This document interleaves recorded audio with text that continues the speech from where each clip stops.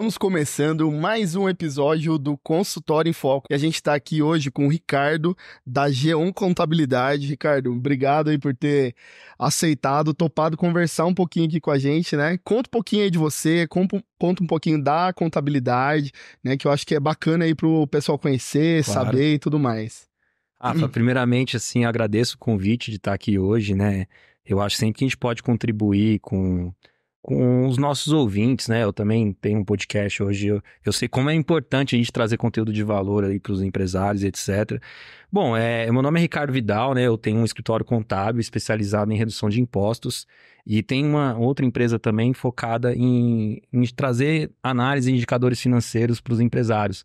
Então, hoje eu tenho 2 negócios, situado aqui em São José dos Campos, e a nossa empresa hoje já tem de mais de 1.100 clientes hoje dentro de São José dos Campos e região, e temos diversos consultórios médicos, diversos hospitais, diversos, vamos dizer assim, profissionais autônomos. Então, é algo que hoje eu consigo contribuir, assim, com o assunto da nossa pauta de hoje. Eu tenho certeza que vai ser algo muito esclarecedor para todos que estão nos escutando. Show de bola. E assim, eu sempre gosto de falar, né, que essa parte assim do financeiro e da gestão e tudo mais, sempre para o médico é um tabu, né? Eu sempre falo que o médico ele não aprendeu essa parte na faculdade, ele não estudou essa parte de gestão e tudo mais. E na grande maioria das vezes, eu vejo que quando o médico ele está crescendo um pouquinho mais, né? Vamos dizer, ele já desvinculou de uma instituição que ele faz o plantão e tudo mais, começa a crescer, né, as demandas deles, né, em relação à parte de contabilidade, a parte financeira e tudo mais, e muitas vezes eles se perdem, né, ao longo do caminho. Mas assim, começando pelos impostos, né, a gente vê assim, o médico, ele não sabe nem que tipo de imposto que ele tem que pagar, se é melhor pela pessoa física, pelo CNPJ, como que é isso, Ricardo? Cara, assim, eu entendo que é até um pouco mais além, né, esse assunto, porque assim, profissionais muito técnicos, muito intelectuais, eles tendem a ter uma dificuldade de fazer gestão empresarial. Isso é muito natural. Por exemplo, outros profissionais, advogados, profissionais da área de saúde de forma bem abrangente. Então, assim, na faculdade a gente aprende a ser técnico. E a gente aprende, por exemplo, vamos falar de um médico, depois tem a residência, tem uma série de outras coisas ali. Ele tem que aprender a ser bom naquela atividade principal que é salvar vidas. Mas e gerir um negócio, e entender sobre tributos, é algo que, primeiro, que ele não gosta, né? Porque é uma coisa, entre aspas, é chato, o pessoal não gosta. E a parte financeira é extremamente importante, porque não adianta o cara, sei lá, fazer 10, 12 horas, 15 horas de plantão e depois não tá ali no final do mês tendo o imposto de renda ali retendo, né, uma boa parte do que ele ganha. E existem estratégias tributárias que se pode adotar para poder melhorar isso.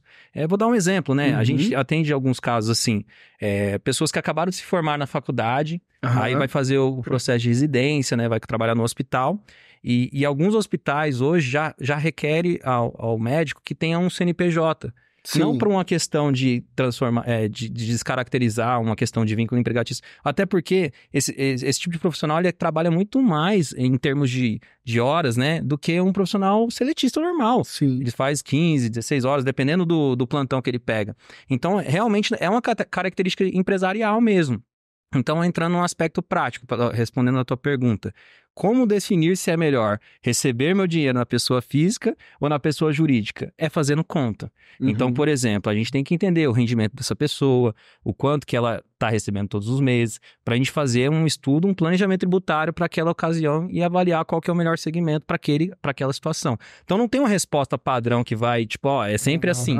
Mas, assim, a princípio, imposto de renda, 27,5% ali de alíquota, é uma alíquota extremamente alta, super alta. Fora que tem o INSS também, tem outros encargos ali, né, que de certa forma retém ali já direto na fonte.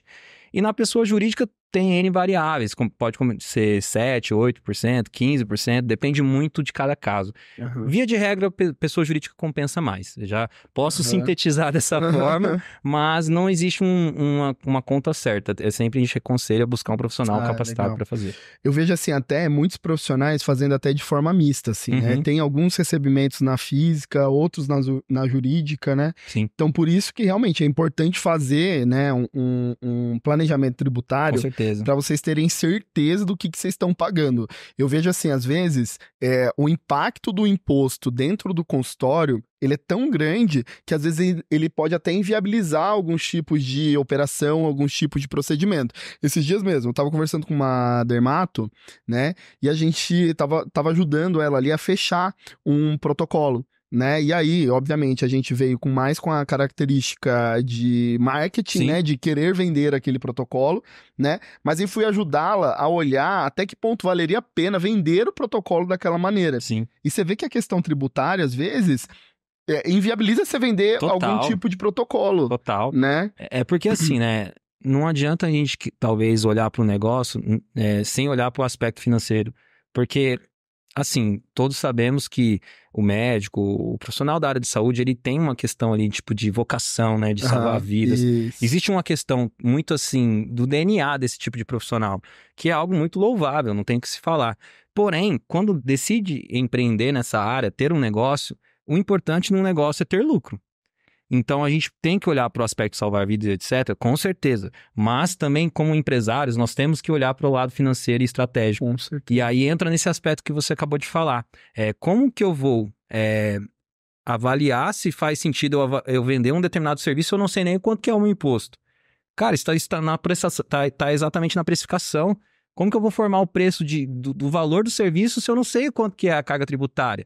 Que é um fator relevante, pode pegar 10% ali, dependendo do caso, 12%, 15% do valor do serviço. Não é verdade? Então é algo que realmente é muito estratégico e é importante olhar com muito cuidado. E olha só, gente, não é pegar só os custos que vocês têm, custo de consumível, né? O custo ali. Não vou nem falar da hora de vocês, porque muitas vezes as pessoas nem calculam, né, a hora. Mas assim, não é simplesmente pegar o que você tem de custo de consumível, né? E simplesmente aplicar ali. De repente tem aluguel de máquina, aluguel de alguma coisa, né? Então não é só pegar esse custo, né, e aplicar 100%, que é o que eu vejo que a maioria tá fazendo. Sabe? É pegar o custo vezes 2, né? Então, isso, exato. conta, tem um negócio que chama markup, né? Que é basicamente isso. O que eu costumo dizer, assim, pro empresário, né, de forma geral, é ele ter um apoio estratégico nisso, porque não é fácil. De fato, assim, uma conta que é muito importante é o ponto de equilíbrio. Exato. Não vou ser muito técnico, até para não confundir todo mundo, mas basicamente é entender o quanto que o negócio precisa faturar para ficar no 0 a 0, entre faturamento, impostos, despesas, etc. E ficar ali na linha no 0 a 0. Sim. Não ganhar nem perder dinheiro. Exato. Por que isso é importante? Para você saber o quanto de procedimento você tem que fazer para poder chegar naquele volume de faturamento. E aí você coloca o valor do lucro que você deseja naquele negócio, que não quer dizer exatamente que você vai fazer isso. Claro. Mas é uma premissa para você ter meta. Pensa assim, ó, 50 mil de faturamento eu fico no 0 a 0, não ganho dinheiro. Então, quanto que eu tenho que vender para começar a ganhar dinheiro? Porque existe uma conta de gastos variáveis, gastos fixos que vai complicar aqui, eu não vou entrar muito nesse mérito. Mas é legal você ter a ajuda de um profissional para te ajudar. E aí, quanto que eu tenho que vender para ganhar tanto? E isso vai ser extremamente estratégico para, por exemplo, um empresário que tem um consultório, tem etc., para poder fazer esse serviço de forma adequada e ganhar dinheiro, né? E ganhar dinheiro.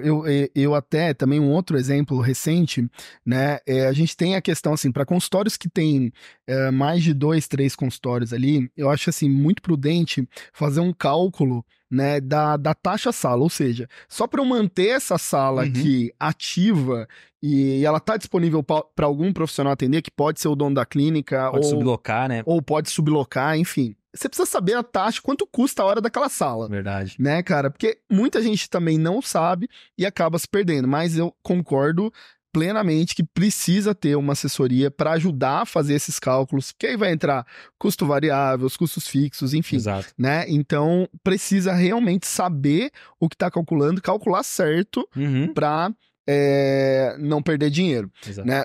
Inclusive, falando ainda de impostos e tudo mais, assim, eu acho que todas as semanas, né, principalmente com clientes novos aqui da Conecta que estão começando a fazer um processo com a gente, né, pergunta da questão da equiparação hospitalar, né? O que é isso, Ricardo? Acho que eu não vou nem falar, assim, eu sei um pouco do conceito, né, mas eu queria que você falasse, assim, o que é isso, quem pode, quem não pode, que eu acho que vai ser bem bacana. Para falar sobre isso, eu preciso contextualizar um pouco essa questão para ficar bem clara para todos que estão nos escutando. Basicamente, é você pagar menos impostos. Eu acho que a gente pode sintetizar isso, porque por muito tempo, somente hospitais grandes, né, grandes redes hospitalares, possuíam um benefício fiscal que era utilizado uma alíquota menor de imposto de renda que entra para empresas que estão, por exemplo, no regime de lucro presumido. Então, assim, a questão da equiparação hospitalar é muito importante falar que ela é para empresas que estão nesse regime, que já não estão mais no Simples Nacional e nem estão no lucro real, que é um terceiro regime. A gente tem 3 regimes tributários no Brasil: o Simples, o lucro presumido e o lucro real. Por ser, o serviço médico em si é um serviço lucrativo, porque existe custos, né? Mas existe ali uma margem agregada de valor muito grande. Uhum. Por exemplo, quando um médico às vezes já tem um brand, já tem já é muito renomado, ele tem uma consulta, por exemplo, que ele cobra, sei lá, um exemplo, 5 mil, 2 mil, só para falar com essa pessoa. Isso. Porque ele ao longo de vários anos, ele adquiriu esse know-how e essa capacidade de se posicionar dessa maneira. E aí isso, de forma prática, na contabilidade reflete como um lucro contábil. Então, entrando no aspecto prático, para poder sintetizar essa questão da equiparação. Então, ou seja, empresas, hospitais, etc., que podiam utilizar desse benefício no lucro presumido.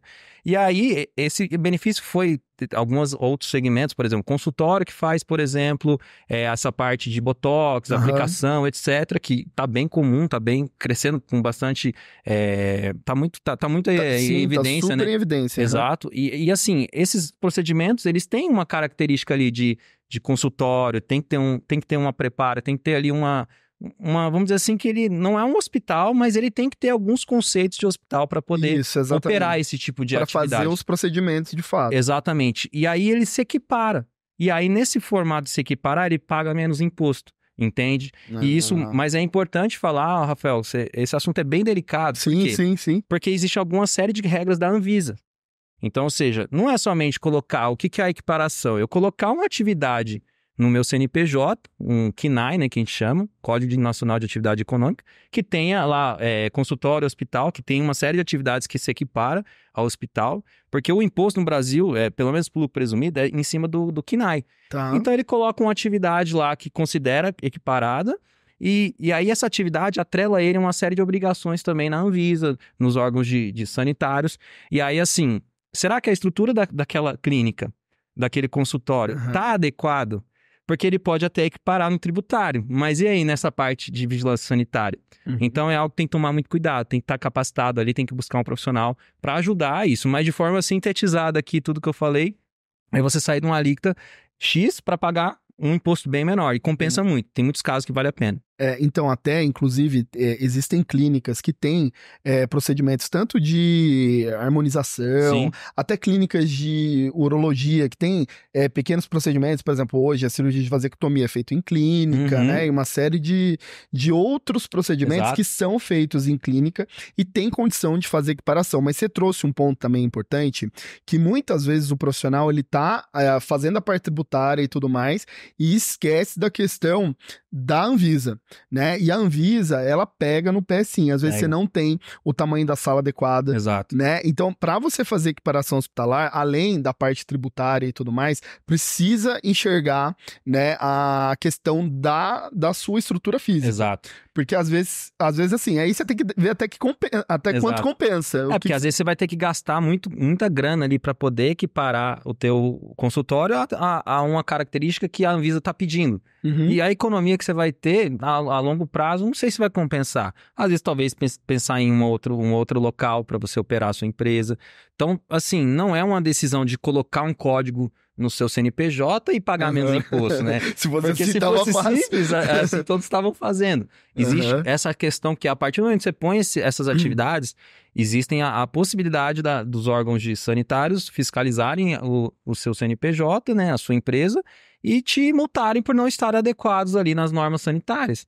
Então, eu entendo que esse assunto é um assunto bem legal mesmo, como você trouxe, mas tem que tomar cuidado para você ter uma boa assessoria e fazer algo bem adequado aí para poder pagar meus impostos. Não, isso é muito bacana. Então, pessoal, fiquem aí também ligados a mais essa dica aí do Ricardo. Então, não quer dizer que você está fazendo ali procedimento dentro do consultório, que você já está apto com a Anvisa, e também precisa olhar toda a questão tributária, faturamento de vocês e tudo mais. Bacana. Ricardo, e assim, o Simples Nacional, né, pro médico. Também sempre é uma outra dúvida que surge e tudo mais. Vale a pena Simples Nacional pro médico? É uma via de começo? Como é que é isso? Cara, eu gosto de dizer que o Simples, eu sou um pouco contra-intuitivo às vezes, sabe? Via de regra, toda empresa que começa no Simples Nacional, porque é o melhor, é mais fácil. Mas é um grande depende. Por quê? Vou dar um exemplo do cenário especificamente que a gente está falando, que é médicos. Existe um negócio chamado fator R, que é você pagar um imposto menor no Simples Nacional, que você sai de uma alíquota de 16% mais ou menos para uma alíquota de aproximadamente 6%, ou seja, uma mudança bem relevante. Para isso, você tem que ter uma folha de pagamento representando 28% do seu faturamento. Vou traduzir isso aqui tudo que eu falei. Então, imagina que o consultório fature R$100 mil. Certo? Então, R$100 mil, 28% dá 28 mil. Então, a folha de pagamento precisa ser 28 mil. E esse 28 mil pode estar incluso o Prolabore, por exemplo, do médico que atua naquela clínica. Só que não é aquele Prolabore que é o que retira todo mês. É o que vai ali na folha de pagamento todos os meses. Que vai incidir um imposto vai ter em cima, imposto né? de renda, etc. Aí vamos supor que ele tem uma secretária que ganha, sei lá, R$3 mil e o restante, os 25 mil, seja só o médico, por exemplo. Cara, vai ficar um imposto super alto na pessoa física. Tem que fazer conta para ver se compensa aderir a esse método chamado fator R. E aí, assim, quanto que ele vai pagar? Vai pagar 16 mil, 16% de 100 mil dá 16 mil. E 6% de 100 mil dá 6 mil. Então é uma diferença aí de aproximadamente 10 mil por mês. Em um ano é 120 mil reais. É muita grana. É muita grana, cara. É muita tipo grana. assim, é realmente algo muito, muito irrelevante. Porém, e o imposto na pessoa física? Então eu tenho que somar, porque o bolso é sempre um só. Eu costumo dizer o seguinte, não importa se você tem 1, 2, 3 CNPJ. A análise é um único bolso que paga tudo. Quanto que é a carga tributária disso aqui? Tá compensando? E às vezes eu vejo muitos casos de não serem feitas essas contas. E aí a gente pega o cliente, por exemplo, que poderia estar utilizando o fator R e não utiliza. Tem muito caso assim, cara, que compensa mesmo. Porque o cara já tem 28% de folha, mas ele não está utilizando o benefício às vezes. Tem casos assim. Então, gente, inclusive tem, por exemplo, clínicas que você tem equipe de fisioterapia, equipe de enfermagem e tudo mais, né? Às vezes até equipes pequenas, né? Mas que às vezes, para esses profissionais, vale a pena pela questão do fator R. Exato. Né? Então você tem ali os 28%, né? 28%. 28% em cima do faturamento da folha. Em alguns casos, né? Vale a pena para o profissional usar, né, vamos dizer, desse benefício, né, do Simples Nacional. Mas, de novo, ó, a gente só não tem resposta pronta aqui pra nada. É verdade. Né? Tudo a gente precisa realmente... Precisa fazer análise, né? Analisar. E, cara, assim, pegando agora, a gente falou muito, né, da parte de impostos, a parte contábil e tudo mais, né, e em relação à parte financeira, né? Eu vejo também que é um outro gargalo dentro das clínicas, né? Quando a gente começa a categorizar a despesa, por exemplo, né? Aí você tem lá despesa com pessoal, né? Despesa com ativo imobilizado, né? Você tem despesa com abastecimento, despesa de insumo. Você começa a categorizar, isso começa a virar uma bola de neve e, às vezes, você não tem o profissional adequado para estar gerenciando essas despesas. Muitas vezes, quando a clínica ali tá dando aquele passo de crescimento, às vezes tá ali a secretária tá ali fazendo tudo, atendendo o paciente, fazendo o financeiro, né? Fazendo toda essa questão, né? O que você já viu, assim, Ricardo, de coisas, de problemas, né? Que eu acho que isso é importante a gente alertar, né? O médico. O seu controle financeiro também é importante para você prestar conta, né? Pro fisco aí, né? Quando você me pergunta o que eu já vi no financeiro, rapaz, a resposta pode ser muito abrangente. Então eu prefiro trazer casos bem significativos aqui para a gente poder trazer um ponto de reflexão para quem tá nos escutando. Primeiro ponto é o seguinte, se você não médico, você não gerencia. Como que você vai olhar se o seu negócio está dando lucro ou não, se não tem, por exemplo, o que você acabou de falar, a gente chama de DRE, demonstrativo de resultado. Basicamente, todo mês olhar quanto que eu tive de venda, serviço, etc., quanto que eu gastei de custos de produtos para aplicar nos procedimentos, etc., quanto que eu gastei de folha, etc., com aluguel, etc., e no final das contas, quanto que ficou no meu resultado ali. A gente chama isso de lucro, né? Então, eu encontro esses números a partir do momento que eu tenho esse resultado.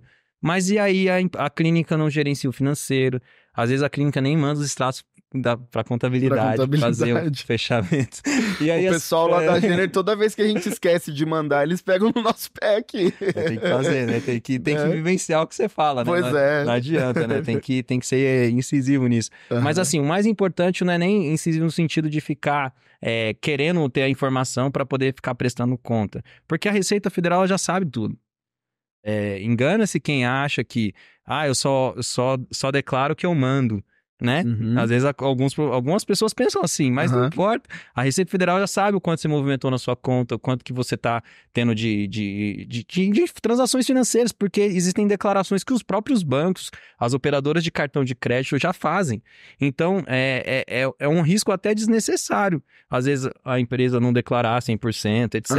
Mas entrando no aspecto que a gente conversou. Então, o primeiro passo, Rafael, é você ter uma DRE para monitorar o quanto que você está tendo de resultado no seu negócio. Eu nem tenho DRE, nem sei o que é isso. Então, contrata aí uma empresa que vai te ajudar a startar. Eu tenho casos de clientes que não tinham DRE, que em 2 meses, no máximo, já começou a ter estrutura para ter. Muito legal. E assim, eu acho que aí você entrou num outro aspecto que eu acho muito bacana. Quando a gente começa a querer ter algo mais profissional, é difícil a gente querer voltar para trás. Então, o que eu quero dizer com isso? A partir do momento que uma clínica ela contrata uma pessoa da área financeira mesmo, tem a tendência que essa pessoa traga essas informações. Mas o que eu vejo acontecendo na prática, você pode contratar um analista financeiro de anos de experiência. Ele às vezes não tem a formação, não a formação, perdão. Ele não consegue trazer aquilo porque ele não tem visão de negócio.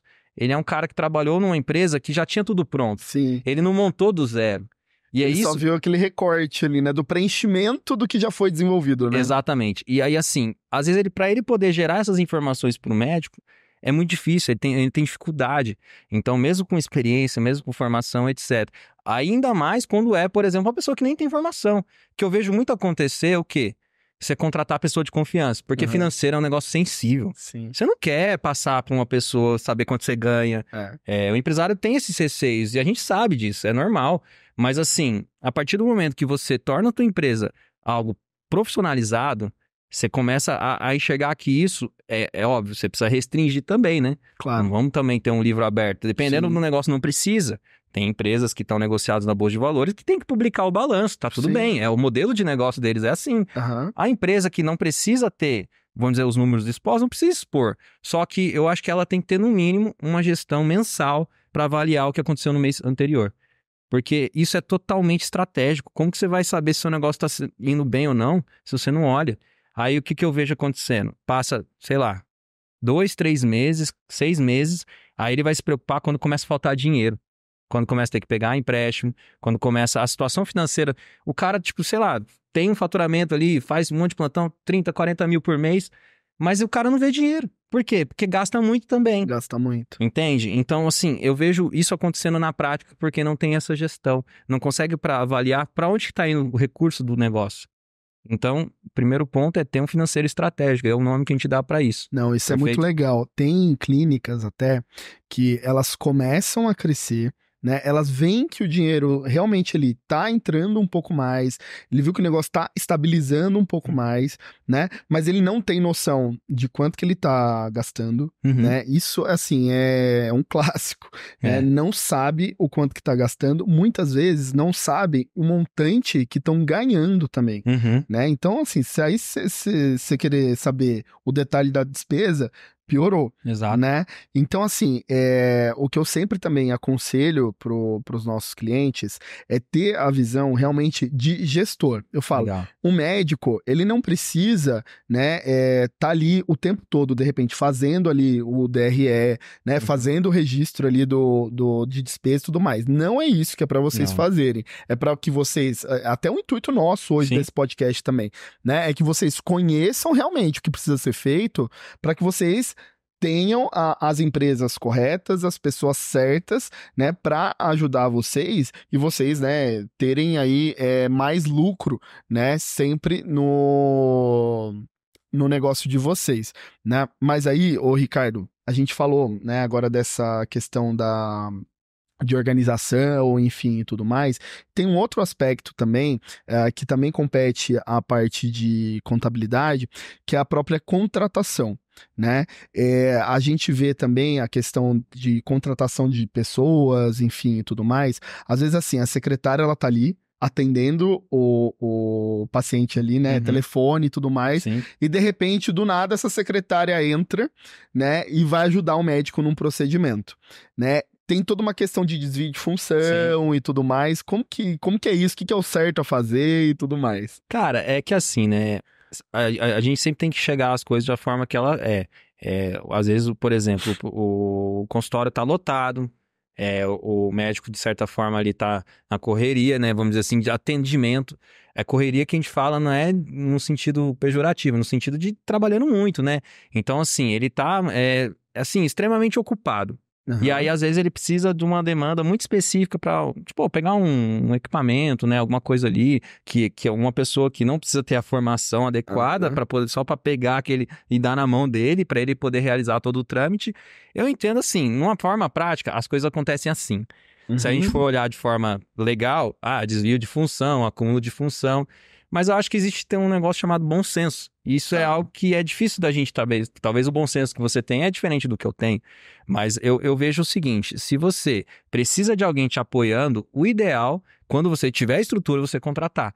Porque assim, um empresário tem risco todo dia. Sim. A partir do momento que ele abre o CNPJ, ele já está tendo risco. Se ele for se preocupar em minúcias desse tipo para poder... eu vou pagar Você tem que gerenciar passivo, cara. Você tem que olhar, isso aqui é um risco A, isso aqui é um risco 2, 3. E aí, no final das contas, você tem uma série de riscos que pode ser que um seja maior, outro seja menor. E aí você vai administrando. Mas, respondendo à questão, sim, acúmulo de função, teria que pagar, se eu não me engano, 20% a mais para a pessoa do salário que ela ganha quando há acúmulo de função. E assim... é um negócio que às vezes pode onerar aquele consultório que está iniciando. Então, assim, vai muito assim de você avaliar. E do bom senso mesmo. Porque assim, não é... Poxa, a pessoa está acumulando função pelo simples fato dela estar entregando uma pinça pro profissional. Será que, tipo, as pessoas enxergam assim mesmo? Porque é muito relativo isso. Tem pessoas que vão pensar, não, é a conta de função. Como tem pessoas que vão falar, não tem nada a ver, eu tô aqui pra trabalhar mesmo. E aí vai muito dos profissionais que você tem dentro da sua empresa. Com certeza. Não é verdade? Mas olha só, até pro pessoal, vamos dizer assim, até ficar um pouco mais tranquilo. Porque às vezes o pessoal desespera um pouco nessa situação. Eu acho que o que você trouxe, essa questão do bom senso, cara, eu acho que vale pra tudo, né, cara? Porque, primeiro, obviamente, você tem que saber a equipe que você tem. Sim. Né? Eu acho que esse é o primeiro ponto. Bom senso de ambas as partes. Sim. Eu acho que, né, Concordo. Isso também é importantíssimo. O empresário tá te dando uma oportunidade, cabe a você também, né, obviamente, abraçar e fazer o que tá... No combinado, né? No combinado, eu acho que é isso. O que tá combinado não sai caro, né? Esse que é esse que é o negócio. Porque é o que você falou, cara, todos nós estamos expostos a riscos, né? Os empresários estão expostos a riscos. Eu vejo que o médico, além do risco empresarial e, né, que a gente já conhece, o risco da questão de negócio, ele também tem o risco da própria atividade. Concordo. Né? Que aí fazer a prescrição correta dos procedimentos, a identificação correta das doenças, enfim, tudo isso gera risco e todos são seres humanos como nós. Né? E são falhos. A diferença é que se ele falhar, às vezes acaba com uma situação extremamente complicada, né? Exato. Uma pessoa, né? Exato. E por isso, realmente, que o risco, né, desse profissional, ele acaba até sendo maior. Mas então, pessoal, assim, quem já também, né, conversou comigo, né, a respeito disso... vale bom senso. Claro. Né? Eu vi uma vez acho que foi um podcast daquele, se não me engano, é o Conselho do Flávio Augusto. Ele fala o seguinte, que o empresário é um gestor de combinados. Então, exatamente na linha do que a gente tá falando. Combinou com a pessoa, tá ok? Beleza. Se não tiver bom, eu entendo que ambas as partes deveriam falar. Só que o que acontece na prática é que ninguém fala e aí vira um problema. Uma coisa que eu vejo muito também, às vezes, não generalizar, né? Mas a questão da frieza, às vezes, que alguns profissionais têm em relação à própria equipe dele. Por exemplo, não que ele tenha N problemas para resolver, acho que a cabeça de um profissional da saúde, médico principalmente, deve ser muito complicado, que é muitas coisas para se tratar. Mas às vezes não tem um contato ali, não faz um momento de proximidade com a equipe. Isso, gente, elimina muitos problemas. Por quê? Porque as pessoas às vezes elas só querem ser escutadas. Elas só querem ser, tipo assim, se sentir pertencentes. E aí quando você, de certa forma, se distancia, né, pelo simples fato de você estar numa posição diferente, na empresa eu entendo que existe a hierarquia, mas existe essa questão de você ter momentos ali para conversar com todo mundo, entender um pouco mais, saber às vezes, tipo assim, a gente tá falando de empresas grandes, mas, por exemplo, tem uma ficha lá que você sabe até o chocolate favorito da pessoa. Pra quê? Chegar num dia especial pra ela, quando você colocar na mesa dela, cara, isso faz a diferença no negócio, sabe? Caramba. Então, eu acho que questão quando a gente fala de conflitos com pessoas, a gente tem que enxergar como que a gente lida com essas pessoas. Porque eu acho que isso também é um fato. E a gente não... As pessoas, elas não processam uma empresa, elas processam alguém. Sim. Então, às vezes, se tem um médico que tá recebendo processo trabalhista, talvez ele não tá agindo legal com as pessoas, cara. É simples assim, entendeu? E é difícil pra gente enxergar isso, certo? Concordo plenamente, cara. E assim, eu vejo que o modelo de gestão ao longo dos anos, né, o modelo de gestão de pessoas agora, né, ele veio numa mudança muito grande, uma mudança, obviamente, né, benéfica, né, e concordo contigo, cara, a gente tem que estar próximo das pessoas que estão junto com a gente, porque sem essas pessoas, você não vai conseguir prosperar no seu negócio. Pro médico, a mesma coisa, valorizar a equipe que tá com eles ali, né, que muitas vezes, né, eu vejo ainda a medicina, né, do ponto de vista de gestão, ela ficou para trás, né, e a gente tem ainda movimentos hierarquizados dentro da medicina que são muito fortes. Isso acontece muito. Porém, agora a gente tem uma nova geração no mercado e que são as pessoas que vão contribuir com esses médicos agora e fazer esses médicos crescerem, que, cara... Tá vindo diferente. Que tá vindo diferente. Você vai ter problema com isso, né? E não vão aceitar. Exato. Né? É que assim, né? A cultura um pouco... antes da nossa, né? Quem achar que a gente agora é...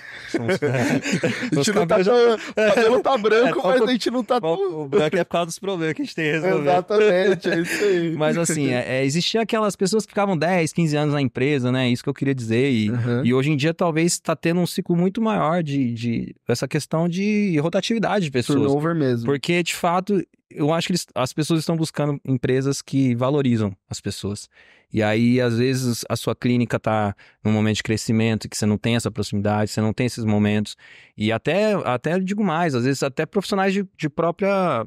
Vamos dizer, hierarquia igual. Vou dar um exemplo. Você tem uma clínica, você é médico, você tem uma hora técnica limitada. Você pode atender uma X quantidade de horas, você consegue fazer X de dinheiro naquele tempo que você está disponível. A partir do momento que você quer crescer, você vai precisar fazer o quê? Colocar outro médico, que seja contratar um outro médico dentro da sua clínica para fazer com que o seu negócio cresça. Sim. E aí o que acontece? Você não vai desenvolver essa pessoa? Você não vai ter que treinar ela? Não existe a bala de prata, né? A gente vai contratar e vai vir prontinho do jeito que a gente quer para poder resolver todos os nossos problemas. Seria muito lindo se isso acontecesse na realidade, porque na prática, todo profissional que você tem de excelência, ele passou por um processo. Ele passou por seja por um momento de crescimento dentro do seu negócio, e ele passou tempo com o idealizador do projeto, que talvez é o próprio médico que fez a clínica, etc. Então, é importante isso, cara, porque eu vejo que às vezes a gente quer pular etapa e nenhum ser humano aprende sozinho. Desde criança a gente tem que ter alguém ali para poder nos direcionar, para poder nos ensinar.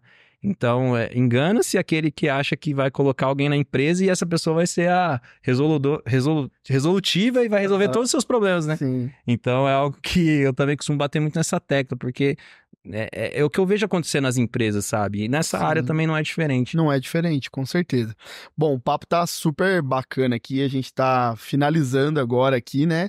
E, Ricardo, assim, pra gente fechar, né, com chave de ouro, qual que é a dica que você daria pro médico, né, do ponto de vista tanto contábil, de organização financeira, para que ele saísse, né, terminasse de ouvir aqui hoje o nosso podcast e saísse com uma ação aí para ele realmente melhorar o negócio dele de fato? Cara, a dica que eu dou é o seguinte, focar realmente no crescimento da clínica. Eu entendo que é importante sim se especializar, Mas é importante também você preocupar com o seu negócio. E às vezes eu vejo muitos médicos estudando muito, porém o negócio acaba ficando estático, porque ele não participa de grupo de network. É raro eu ver um médico, por exemplo, num grupo de network, cara. O que eu quero dizer? É grupo de empresários que se reúne de forma periódica para poder falar sobre negócio. Porque uma clínica é um negócio. Tem problema com funcionário, tem problema com finanças, tem problema com marketing, tem problema com vendas. Então, se você não tem uma estrutura empresarial, tá pensando de forma equivocada no seu negócio, entende? E uma segunda dica é, foca no que você é bom. Porque às vezes a gente, por exemplo, você falou um pouco antes em respeito de você querer fazer o financeiro. O médico não tem que fazer o financeiro, tem que colocar alguém bom para fazer. Mas ele tem que entender de número. De uma forma muito sintética. Quanto que tá dando seu resultado, qual que é o teu objetivo. Você tá conseguindo medir se você tá alcançando? Porque não adianta você colocar uma meta e não mensurar ela. Simplesmente vai ser algo que vai ter um número ali que se não atingiu tá ok, se atingiu não tem comemoração. Ou seja, eu vejo que é profissionalizar o negócio, sabe? E enxergar que a questão de você salvar as vidas, etc., é extremamente importante, não tem o que falar, mas para um negócio, o que salva a vida do negócio é ganhar dinheiro, é ter lucro. Porque o lucro é o maior, vamos dizer assim, projeto social de uma empresa. Show. Beleza? Excelente. Ricardo, cara, muito obrigado. Tenho certeza que a gente vai poder contribuir aí com muitos médicos e profissionais da saúde que estão nos ouvindo aqui. Obrigado mesmo, cara, por ter vindo. E eu espero vocês no próximo.